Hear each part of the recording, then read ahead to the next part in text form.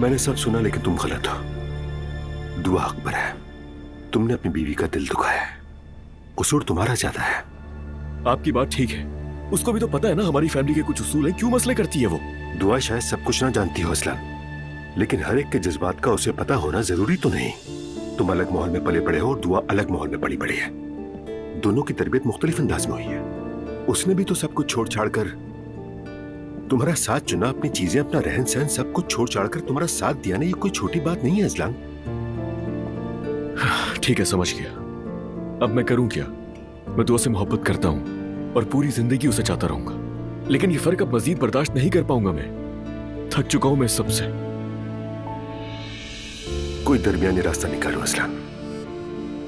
दुआ हर लड़ाई में एक ही बात करती है मुझसे, और वो आज नहीं तो कल मुझसे अपनी ये बात मनवा कर रहेगी। शादी हो या कोई दूसरा रिश्ता असलान, छोटी छोटी बातों पर यूं हार मानना हल नहीं होता। मेरी मानो, जाओ दुआ से बात करो। कभी संजीदगी से बात की है उससे? क्यों तुम इस बात पर शर्मिंदा हो रहे हो कि तुम झुक जाओगे? क्यों? तुम उससे मोहब्बत करते हो तो जाओ बात करो उससे। करता हूं बात। पहले जरा मेरा दिमाग सुकून में, फिर करूंगा। वैसे एक बात याद आई है, ज़ैनब साहिबा और आपकी अच्छी बातचीत है ना, तो अगर आप उनसे बात कर लेंगे हमारे लिए तो अच्छा होगा।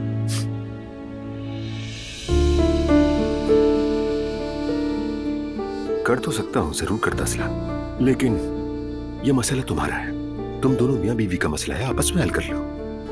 पहले एक दूसरे से खुद बात करके देखो, मसला हल हो जाए तो ठीक है, नहीं तो हम बड़े बीच में आ जाएंगे और मिलकर सुलह सफाई करवा देंगे। तो फिक्र मत करो। ठीक है, समझ गया।